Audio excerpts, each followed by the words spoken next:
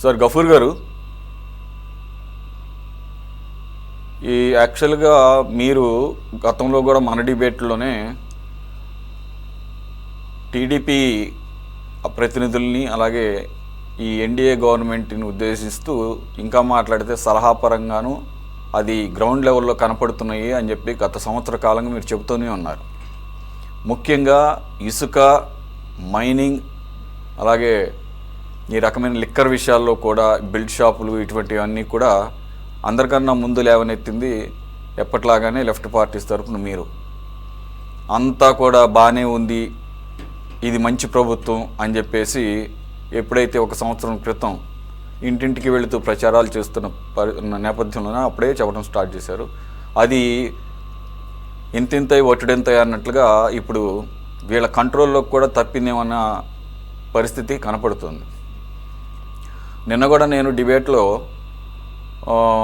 లోకేష్ గారి ట్వీట్ని ప్రస్తావిస్తూ ఎలాగైతే ఈ కారుమూరి నాగేశ్వరరావు గారి విషయంలో జగన్మోహన్ రెడ్డి గారు ట్రాన్స్పోర్ట్ చాలా చిన్న విషయం, మహా అయితే 2 కోట్లు కూడా మిగలదు అన్నదానికి ఆయన నిన్న కౌంటర్ ఇస్తూ లోకేష్ గారు ఎంఎస్పి అనే దాన్ని అర్థం మార్చేశారు జగన్మోహన్ రెడ్డి గారు కానీ వైసీపీ ప్రభుత్వం. ఎంఎస్పి అంటే రైతులకు సంబంధించింది కదా, కానీ దానికి ఆయన చాలా సెటైరికల్గా మినిమం స్కామ్ ప్రైస్ స్కామ్కి మినిమంగా 2 కోట్లు ఏదో షీల్డ్ పెట్టినట్టుగా ఆయన సెటైరికల్గా వ్యంగ్యంగానే వేశారు. బాగుంది, చాలా బాగుంది, వినటానికి చూడటానికి చాలా ఇన్నోవేటివ్గా కూడా ఉంది ట్వీట్. అయితే నేను దాన్ని ఉటంకిస్తూనే నేను మీకులాగానే నేను కూడా నిన్న వార్న్ చేశాను. మీరు ఎలాగైతే ఇప్పుడు వైసీపీ ప్రభుత్వానికి మినిమం స్కామ్ ప్రైస్ అని చెప్పేసి ఒక 2 crore అనేది పెడుతున్నారో, మీ ప్రభుత్వం దిగిపోయే టైంకి మళ్ళీ మీరు కూడా ఇటువంటి ట్వీట్స్ ఎదుర్కోవాల్సి వస్తుందేమో. మీ ఎంఎస్పి వచ్చేసి 5 కోట్లు ఉంటుందో మరి 10 కోట్లు ఉంటుందో ఒకసారి చూసుకోండి. ఇసుక మైనింగ్ వ్యవహారాలు ఎక్కడ పడితే అక్కడ ఆరోపణలు కనపడుతున్నాయని చెప్పేసి కరెక్ట్గా దాని మీద ఈరోజు కూడా డిబేట్ చేయాల్సిన పరిస్థితి వచ్చింది. ఏవి వెంకటేశ్వరరావు గారు ఇచ్చినటువంటి అడ్రస్ చేసినటువంటి ఆ ప్రెస్ మీట్ ద్వారా. సో మీరు గ్రౌండ్ లెవెల్లో ఇంకా బాగా అబ్జర్వ్ ఉండొచ్చు. ఇప్పుడు ఇది మైనింగ్ అంటే ఆయన ఉద్దేశంలో ఇసుక కూడా వస్తుందని నేను అనుకుంటున్నాను. ఓన్లీ ఖనిజాల మైనింగ్ అనే కాదు కదా, ఇక్కడ అదే డిపార్ట్మెంట్ కింద కూడా వస్తుంది. మరి పరిస్థితుల్లో ఇది ప్రతి ప్రభుత్వ హయాంలోనూ జరిగేదని చెప్పేసి చూసి చూడనట్లుగా వదిలేయాలనేది వీళ్ళ భావన, ఈ కూటమి ప్రభుత్వం భావన. లేదంటే గత 5 సంవత్సరాలు వాళ్ళు సంపాదించుకున్నారు కదా, మా వాళ్ళు ఇప్పుడు ఎందుకు సంపాదించుకునే అవకాశం ఇవ్వకూడదు అనేది ఒక ధీమానా? వాటికి పర్యవసానంగా ప్రైస్ ఎలా ఉంటుందో వాళ్ళకి తెలుసు, ప్రజలన్నీ గమనిస్తుంటారు, దానికి తగ్గట్టుగానే ఓటికి ఇస్తారు. పోతే పోయింది, మళ్ళీ 2019-24 పొజిషన్ మనం తెచ్చుకుందాము 2029 ఎలక్షన్స్లో అని డబ్బే ప్రధానంగా ముందుకు వెళుతున్నారా? లేదంటే అసలు ఇటువంటి అక్రమాలు చేయకుండా రాజకీయ పార్టీలని నడపడం కష్టమా? అందులోనూ టీడీపీ లాంటి పార్టీకి. సార్ జనసేన అంటే వేరే విషయం అనుకోండి సార్. ఓవరాల్గా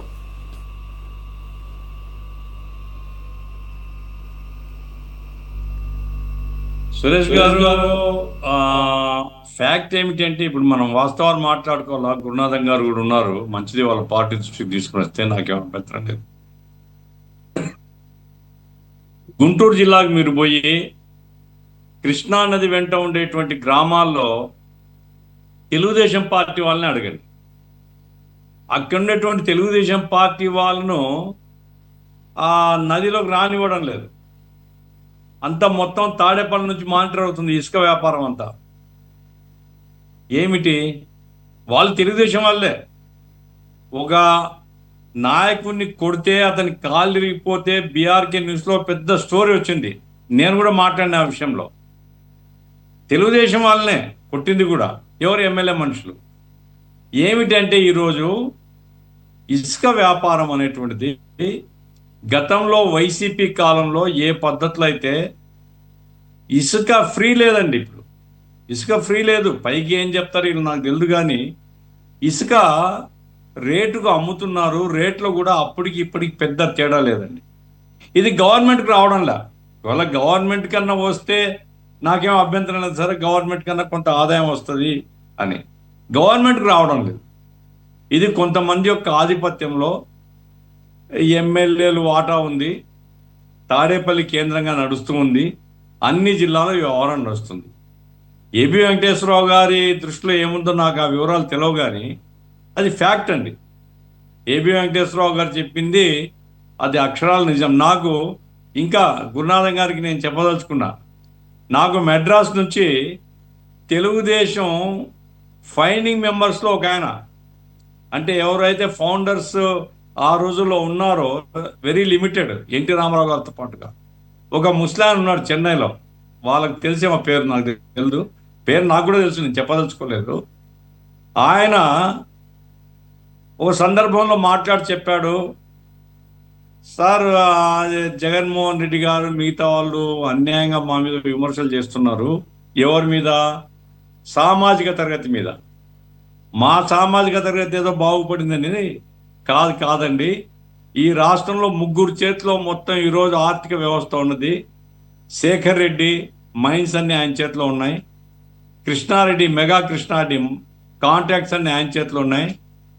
విశ్వేశ్వరరెడ్డి ఎలక్ట్రిసిటీ అంతా కూడా ఆయన చేతిలో ఉంది అనేసి తెలుగుదేశం నాయకుడు చెప్పిన మాట నేను చెప్తున్నది. అంటే గతంలో ఉండేటువంటి వాళ్ళే సర్దుకున్నారు. అప్పుడు ఏదైతే జగన్మోహన్ రెడ్డికి లేదా వాళ్ళ పార్టీ వాళ్ళకి ఇస్తున్నామో అదే మీకు ఇస్తాం, వీళ్ళకు డబ్బు కావాలా. కాబట్టి ఈ పరస్పర సర్దుబాటు అనేటువంటిది ప్రజలకు వ్యతిరేకంగా ఉందండి. నా పాయింట్ ఏంటంటే, ప్రజలకు ఏం తేడా కనపడుతుంది? వాళ్ళు దోపిడీ చేసి మీరు దోపిడీ చేసేది ఏం తేడా కనపడుతుంది? ఇది చెప్తే వాళ్ళకు ఒప్పదు మనసు. ఫ్యాక్ట్ ఏమంటే, కింది స్థాయిలో మైనింగ్ దోపిడీ, అది ఇసుక కావచ్చు, మురసు అంటే ఎర్రమట్టి ఉంటుంది కదండి, అది కావచ్చు, లేకపోతే కంకర కావచ్చు, లేకపోతే గ్రానైట్ కావచ్చు, ఇవన్నీ కూడా పెద్ద ఎత్తున ప్రభుత్వం యొక్క ఆదాయ వనరులను గండికొట్టి కొంతమంది పంచుకుంటున్నారు. ఆ పంచుకునే విషయము తాడేపల్లి సెంటర్కి తెలుసు. తాడేపల్లి సెంటర్ అంటే జగన్మోహన్ రెడ్డి కాదండి. ఇప్పుడు తాడేపల్లి సెంటర్ అంటే అధికార పార్టీకి తెలుసు. కాబట్టి ఏ ప్రభుత్వం కావచ్చు, వనరులు ఏవైతే ప్రకృతి మనకి ఇచ్చింది, ఎవరేం సంపాదించలేదండి. ఇసుక ఎవరు సంపాదించినారు? లేకుంటే ఎవరు తీసిపెట్టినారు? అక్కడ గ్రానైట్ ఎవరు సంపాదించినారు? ప్రకృతి మనకి ఇచ్చింది. ప్రకృతి ఇచ్చినటువంటి వనరుల్ని ప్రజలకు ఉపయోగపడేటువంటి పద్ధతిలో చేస్తే అది ఎక్కువ ప్రజలకు న్యాయం జరుగుతుంది.